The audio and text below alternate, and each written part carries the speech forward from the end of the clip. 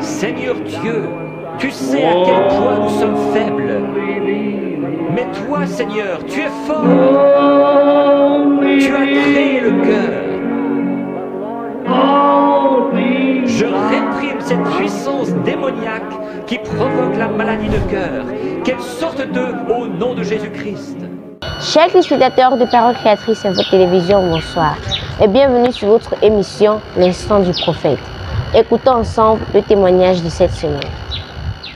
Branham avait visité le ciel au-delà du rideau du temps des suites à une crise cardiaque qu'il avait fait un matin sur son lit, selon ce qu'il s'était dit lui-même lorsqu'il était sorti de son corps. C'était un matin du mois de mai de 1960. Je me suis retourné pour regarder et j'étais là, étendu sur le lit. Et j'étais allongé, étendu à côté de mon épouse. Je me suis dit, eh bien, j'ai dû faire une crise cardiaque. Vous voyez, je me suis dit, eh bien, tu vois, je suis mort sur le coup, ce qui serait vraiment une belle mort. Donc, je me suis dit, c'est une crise cardiaque. Je n'ai pas eu besoin de souffrir.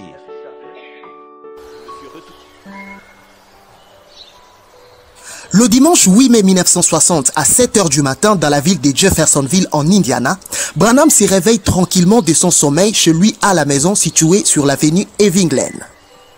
Comme il était prévu que le pasteur Neville puisse prêcher au Branham Tabernacle ce dimanche matin, Branham ne va pas se précipiter de s'élever dès son lit. Il va rester étendu sur son lit et mettre ses mains derrière sa tête sur l'oreiller. Le prophète va se mettre à penser de ce que l'on devient réellement après la mort. Il se disait qu'il ne préférait pas vivre dans un corps-esprit immatériel.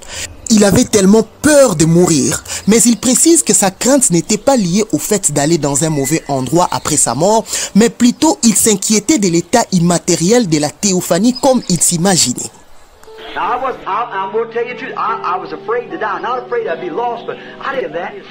Or, maintenant, je vais vous dire la vérité, j'avais peur de mourir. Ce n'est pas que j'avais peur d'être perdu, mais je ne voulais pas devenir un esprit. Je voulais rester un homme. Je voulais attendre l'enlèvement, vous voyez. Je voulais simplement rester comme ça. Je n'avais pas du tout envie d'être un esprit qui se promène. J'étais là, en train de penser à ça. Quelques minutes après, une voix va lui dire « Veux-tu voir au-delà du rideau du temps ?»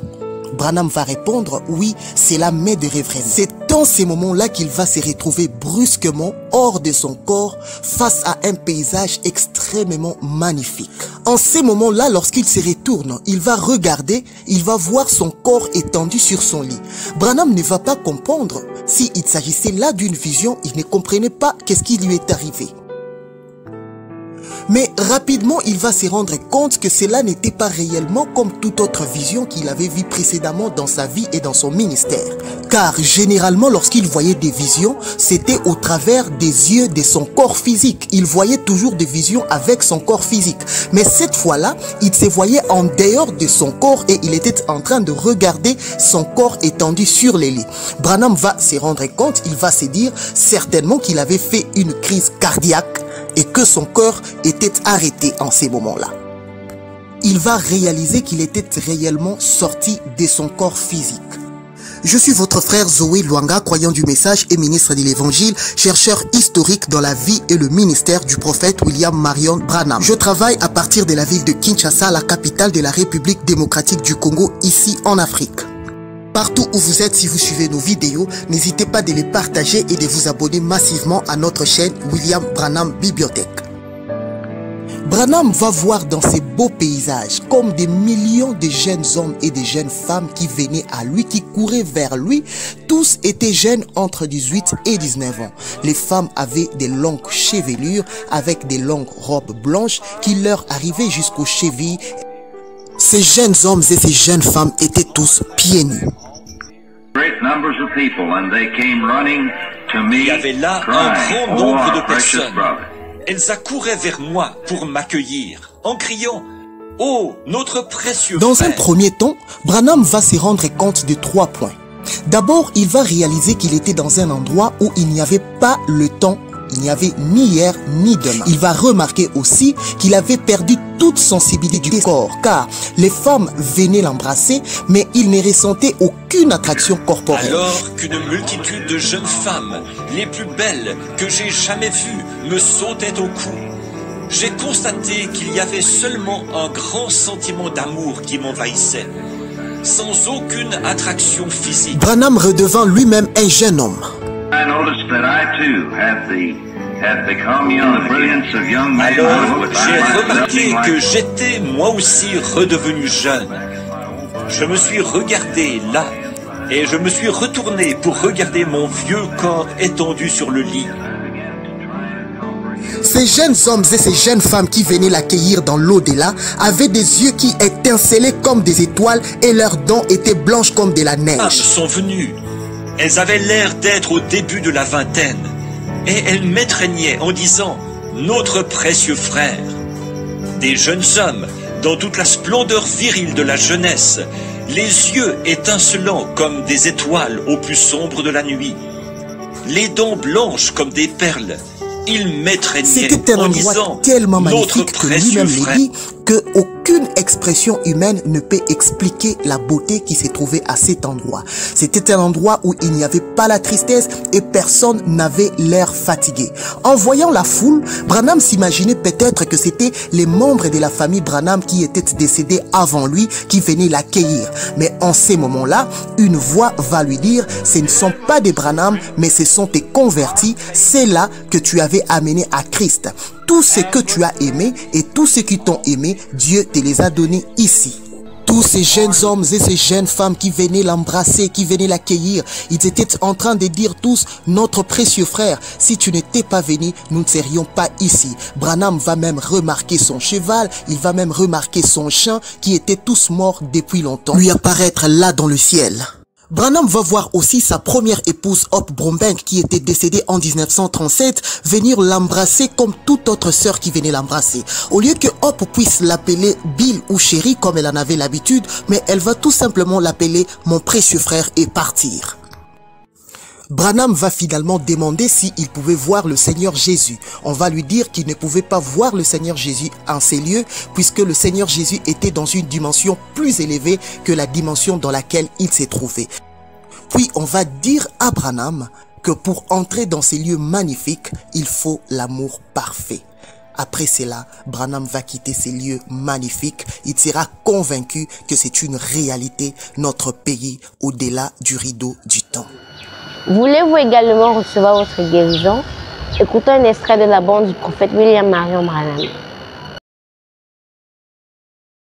May men and women tonight catch the vision, understand what God's program is for this last day.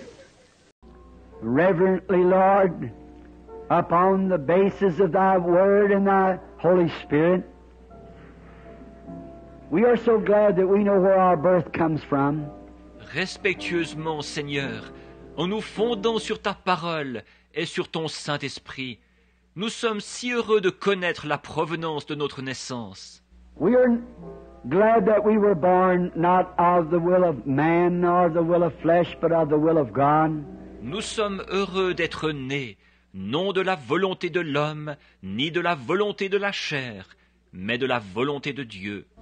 And we pray today, Father, that these who are now asking for pardoning grace, that your Spirit will do that work, Lord. Et nous prions aujourd'hui, Père, pour ceux qui demandent maintenant la grâce de ton pardon, que ton esprit fasse l'œuvre, Seigneur. There's no way for me to do it. I'm just a man, another son of Kish. Il n'y a aucun moyen pour moi de le faire. Je suis seulement un homme, un autre fils de Kis. But we need you, the Holy Spirit. Mais nous avons besoin de toi, le Saint-Esprit. God, let me be a Samuel, one who tells the truth of the Word. Ô Dieu, que je sois comme Samuel, quelqu'un qui annonce la vérité de la parole. And you have vindicated it so far. And I believe that you will continue as long as I stay true to you. Et jusqu'ici tu as confirmé qu'il en était ainsi. Et je crois que tu continueras à le faire tant que je te resterai fidèle. May they all now receive eternal life, Father. Puissent-ils tous recevoir la vie éternelle maintenant, Père. May this day never depart from them. Puisse ce jour être ineffaçable pour eux. In the hour when they come to leave this world, may this what I have just said to them open to a reality. Et quand viendra leur heure de quitter ce monde, puisse ce que je viens de leur dire ici devenir une réalité.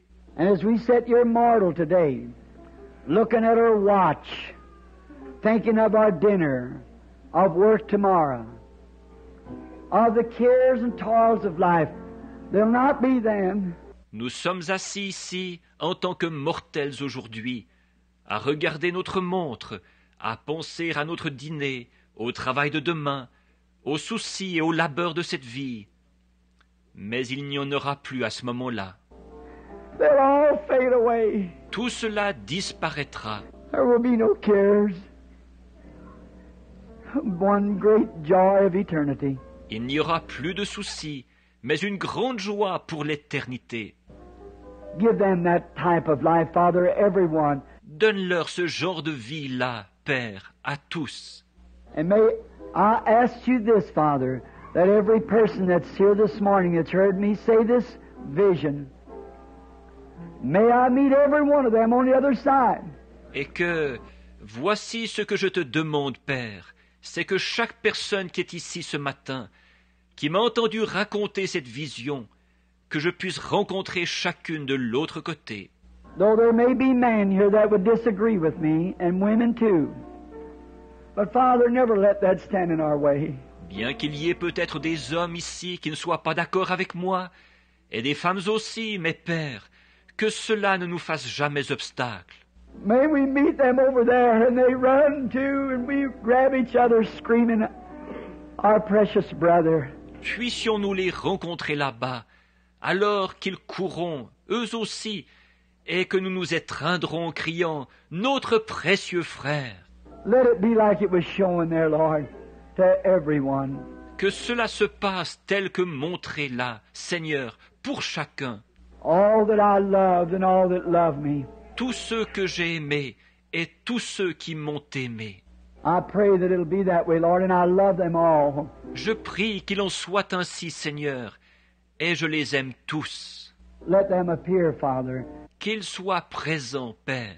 I'll offer them eternal life now. May they do their part to accept it. For I asked it in Jesus' name. Amen. Je leur offre maintenant la vie éternelle. Puissent-ils faire leur part afin de l'accepter? Car je le demande au nom de Jésus. Amen. This was a pleasure for us to meet you once again connected on your broadcast, The Prophet Instance. Goodbye, and see you next week for another edition. Get ready. Shalom.